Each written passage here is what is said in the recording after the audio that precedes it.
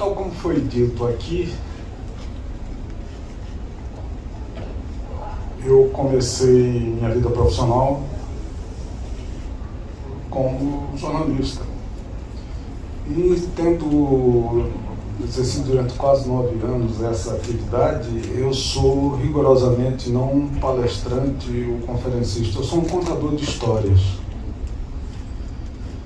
E quando fui chamado para esse evento, fiquei a pensar que história eu iria contar. E lembrei-me, talvez nesses 42 anos de magistratura que exerço, a história que mais me comoveu, não só como magistrado, mas como pessoa, como algo inerente à condição humana, em face de alguns vieses, eu diria, de solidariedade, de acolhimento, da possibilidade de alguém com uma formação cristã. Essa história trata um pouco disso. São fatos fantásticos, mas são fatos. Que alguém com uma formação cristã, embora exercendo uma atividade repressiva, foi capaz de moldar e mudar a vida de uma pessoa. Eu já estava aqui nesse tribunal em que atuo, isso faz mais ou menos uns 6 anos, e eu atuava na turma criminal e na seção criminal. Um belo dia chega alguém do meu gabinete e diz: ministro, tem uma carta aqui endereçada ao senhor. Vou ler. A carta era de uma mulher presa, comentando um pouco sobre a vida dela.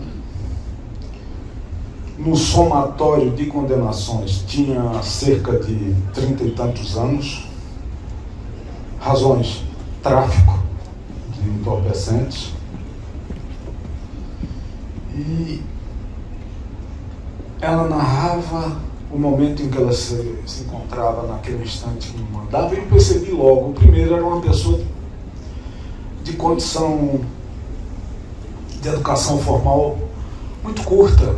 Era uma pessoa, provavelmente não tinha terminado o primário, mas que tinha, percebia-se pelo conteúdo do que expressava, uma inteligência superior, uma capacidade de usar as poucas palavras que a vida lhe havia permitido conquistar,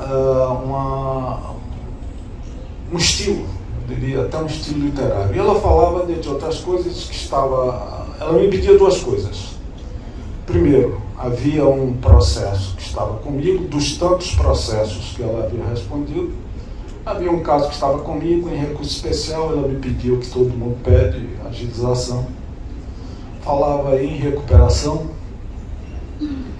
e pedi ajuda porque ia lançar um livro sobre a vida dela. Essa é a parte, digamos, menos importante do que ela me narrava. A história dessa mulher é contagiante e me pegou naquilo que todos nós magistrados talvez tenhamos de mais importante, que aqui já se falou sobre bom senso, é a sensibilidade. A história dessa mulher é a seguinte: ela era casada com um policial militar que nas horas vagas trabalhava como policial e nas horas efetivas traficava droga naquele estado que morava.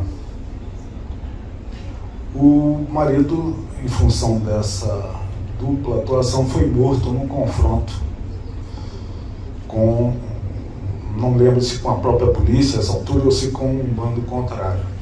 O que fazer? Ela assumiu o comando do que aquilo era um pequeno grupo integrado naquele instante por ela, pelos filhos e agora não mais pelo marido, e ela assumiu o comando do tráfico naquela cidade, uma capital e se tornou, mercê dessa sua inteligência privilegiada, da capacidade de influenciar o meio em que vivia, se tornou a maior traficante do estado que ela morava.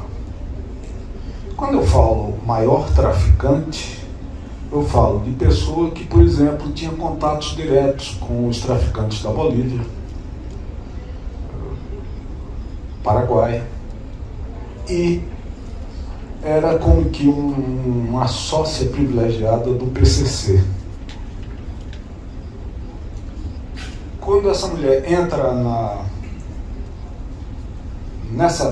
desse viés que falei,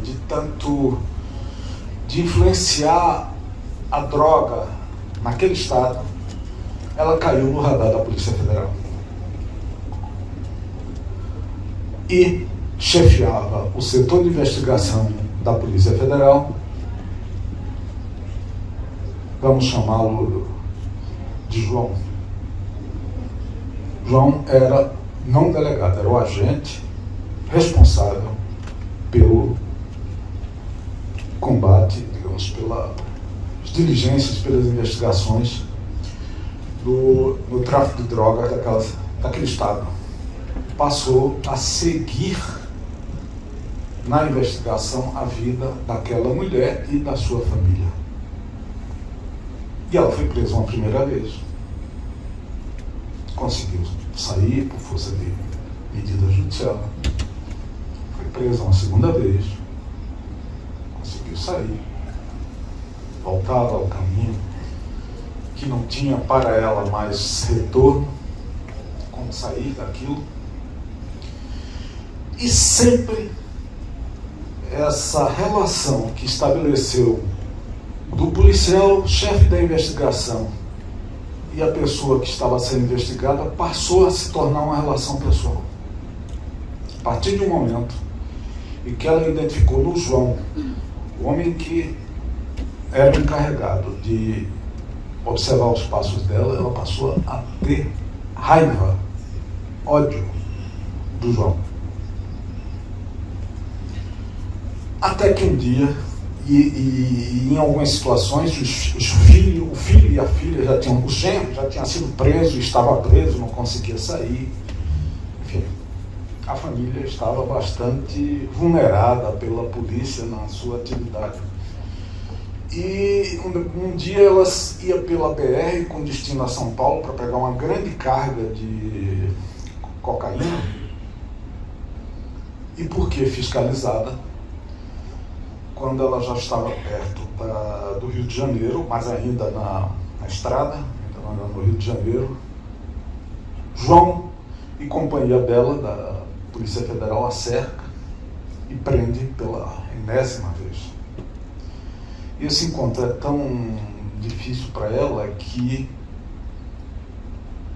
ela disse: me larga, aqui tem tudo quanto é de traficante, e você só vê a mim, você está com uma perseguição, é um caso pessoal. E não adiantava o João dizer para ela que estava simplesmente cumprindo a sua função, não é uma situação pessoal. Detalhe, João era um evangélico. E essa mulher foi presa, e nessa última prisão, a partir dessa última prisão, ela passou a colocar pessoas a fiscalizar, inverteu, o investigador virou investigado. Ela colocou pessoas a tentar descobrir, identificar a vida desse policial, um desejo de matá-lo. Queria matar o seu perseguidor. E vai um bom tempo de prisão entre essa mulher e a vida que seguiu para aquele policial. Ela não conseguiu chegar, até colocou gente relativamente próximo da casa dele, mas a certa altura ele percebeu que ele estava sendo, como policial, tinha um faro das coisas, começou a perceber que ele estava sendo fiscalizado, olhado, e passou a andar com moto, com capacete, e fazer coisas para não ser, enfim, objeto de de uma perseguição que resultasse fatal para ele. E o tempo passa. Essa mulher presa começou com o clima terrível de um sistema penitenciário que todos nós sabemos, aquilo que já se falou em doutrina sobre um modo de extinções totais, né? Um deles, isso é aquele ambiente com a cultura própria, com um modo de proceder próprio, com uma disciplina própria, até com uma linguagem própria. Acho que é terrível. Ela passou a ter tempo e a imaginar que talvez não fosse a situação de ter diante dela um carrasco, um Torquemada pessoal. Quem sabe talvez aquele homem estivesse seguindo os seus passos, porque talvez fosse a missão dele. E já numa etapa da vida em que ela, da vida carcerária, em que ela possuía direito a visita familiar, sair, final de semana, esse tipo de coisa, numa sexta-feira ela tem direito a essa visita. A filha vai receber, a filha já estava solta, vai apanhá-la na penitenciária, e no caminho ela resolve fazer uma compra de lençóis para levar para a cadeia quando voltasse na segunda-feira. E vai falando com a filha: olha, minha filha, eu tenho pensado muito nesses últimos tempos e tenho achado que talvez o João não seja o inimigo pessoal que eu imaginava que fosse. A filha: mãe, você tá louca, ele acabou com a nossa família, acabou com o nosso negócio, nós estamos passando todas essas dificuldades, você está presa por conta desse camarada. Filha, talvez não seja bem assim. E creiam, força do destino, um poder sobrenatural, algo que nem nas novelas que a gente encontra por aí começa a acontecer nesse momento. Iam para a cidade, no carro da filha, o sinal fecha. Ela no carro diz para a filha: eu até gostaria de conversar com ele, talvez para dizer que me penitencio pelo que fiz e considero que ele fez o que tinha que fazer. E olha do lado de quem estava no outro carro. Não é história de Dias Gomes. Estava o João, vamos chamá-lo de João, com outra pessoa que parou no sinal ao lado dela. Olha ele ali, salta do carro, desce, salta bem pernambucano, né? Tu diz desce do carro, salta do ombro, salta do carro. Ela desce do carro e diz: quero falar com você, para seu carro aqui na frente para a gente conversar. Ele ficou sobressaltado, mas policial, e até pelas situações anteriores, mas para. E aí eles conversam rapidamente, ele com muito cuidado, cautela, a distância, diz para ela: você está se dizendo arrependida e tal? E eu tenho dúvidas disso. Se você está arrependida e quer conversar comigo, era uma sexta, vá amanhã, às tantas horas, na sede da Polícia Federal, conversar comigo. E ele achava que, pela história de vida, e porque era na sede da Polícia Federal, ela não ia aparecer. Ela foi. Sentaram-se no gabinete e tiveram uma primeira conversa, em que ela falava na possibilidade de mudar de vida. E, muito humildemente, pedir ajuda do seu carrasco. Como todo policial experiente, ainda assim, ele ficou receoso de que aquilo fosse uma manobra, talvez até para matá-lo. E aí disse para ela: olha, eu sou evangélico, frequento a igreja tal, amanhã, a hora do culto, apareça lá na igreja, minha mulher vai estar lá, o pastor vai estar lá, a comunidade vai estar lá. Eu quero que você assista o culto e conversemos mais. Ela foi. E chegando no culto, ele tinha atrasado um pouco, foi recebido pela mulher do João.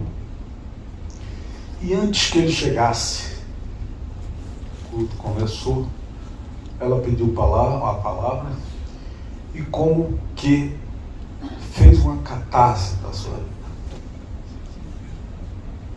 Contou a sua história e o que havia levado desde a mocidade. Ingressar naquela vida muito difícil de se retornar, muito difícil de sobreviver, e até mesmo de viver, quem sabe, tal como aconteceu com o marido dela.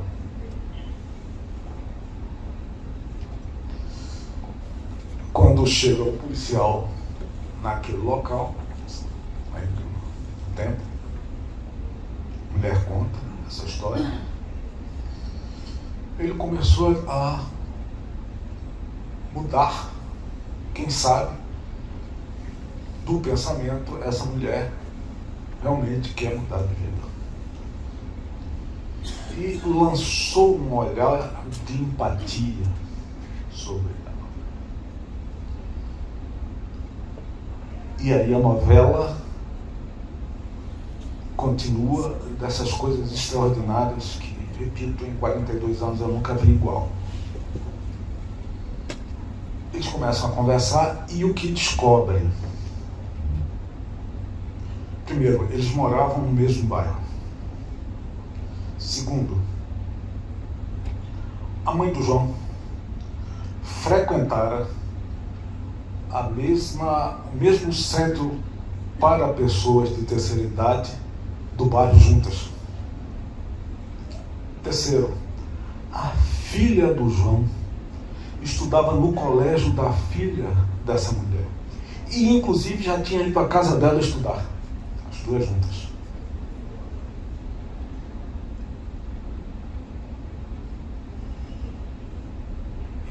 Como diria o autor, Sobrenatural de Almeida, passou a interagir nesse relacionamento. E por essas coincidências, pelo início da crença daquele policial na sinceridade daquela mulher,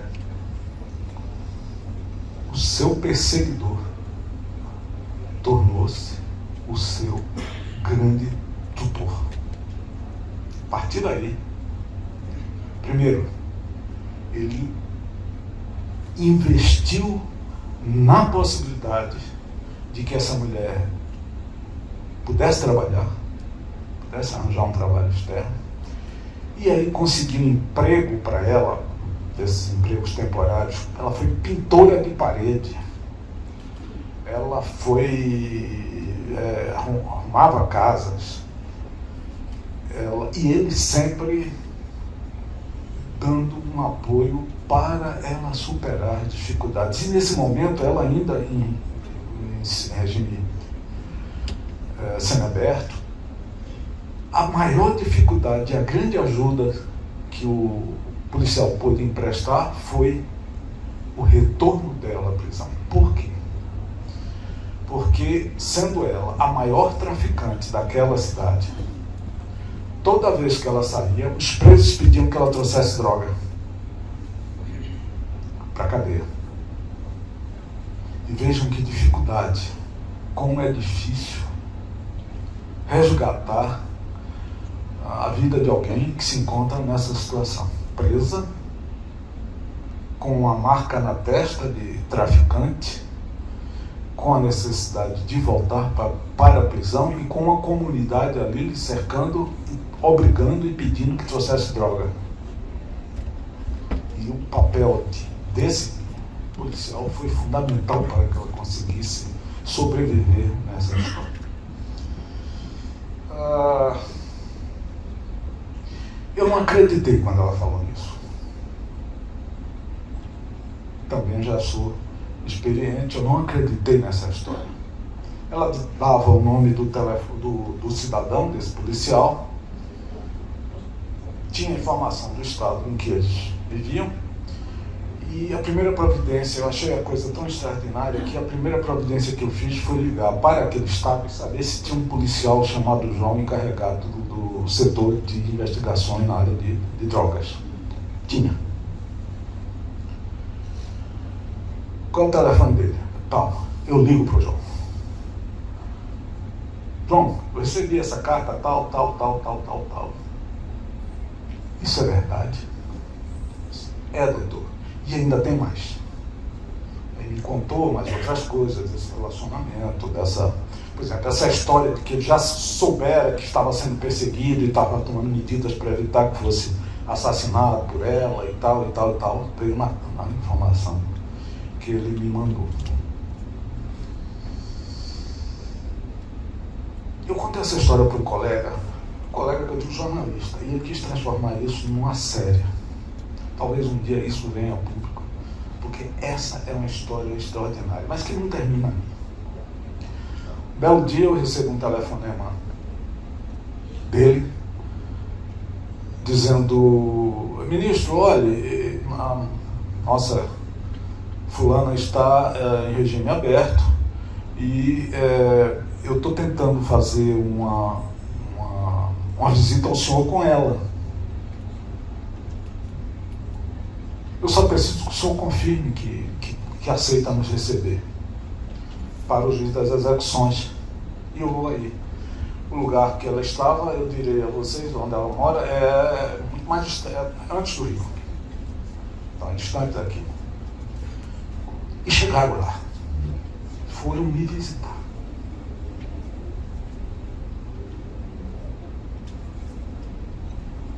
Investigador e investigada, unidos, foram me visitar. Levaram livros, eu comprei alguns dos livros que ela passou, eu passei para alguns colegas.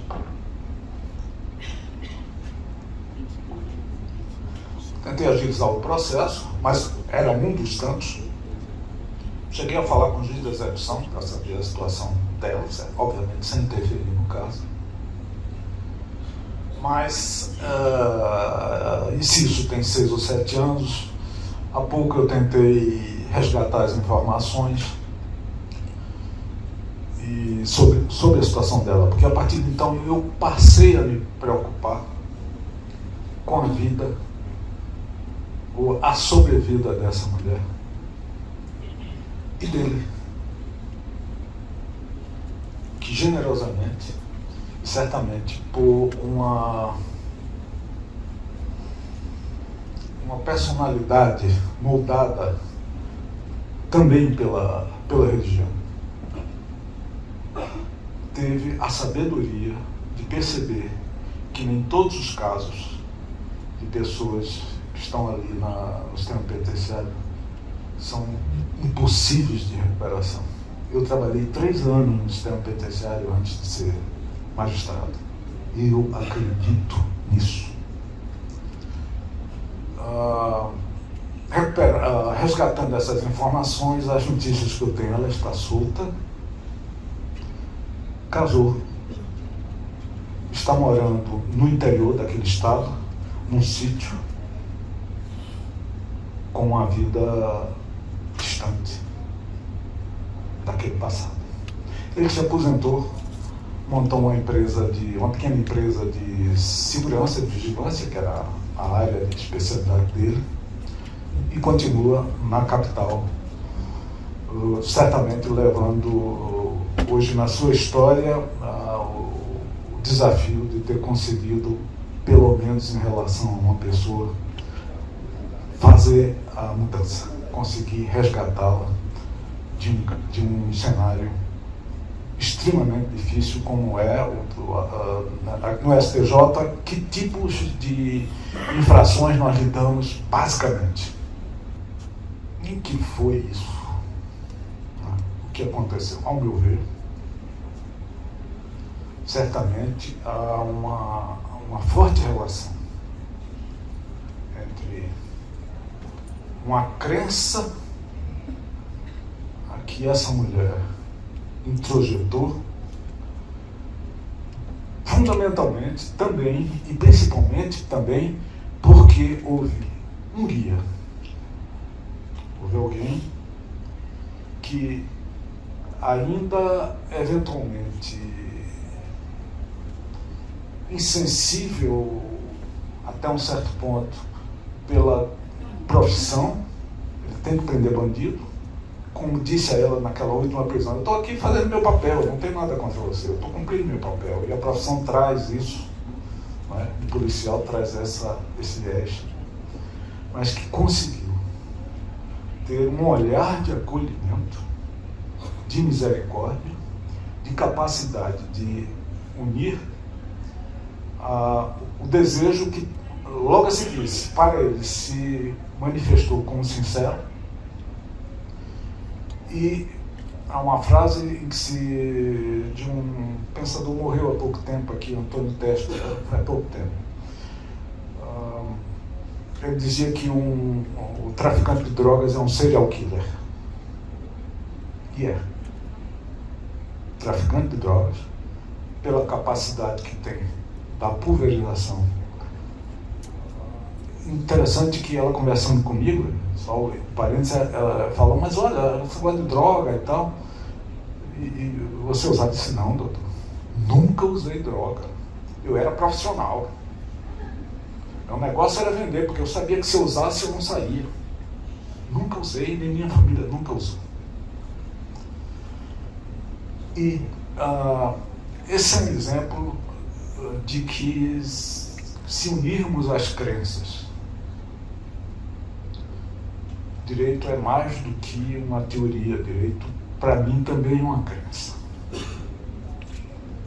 Se unirmos o direito, se unirmos instituições que tenham um olhar misericordioso, um olhar de acolhimento, um olhar de transcendência sobre os males inerentes à condição humana, juntos nós podemos fazer muito.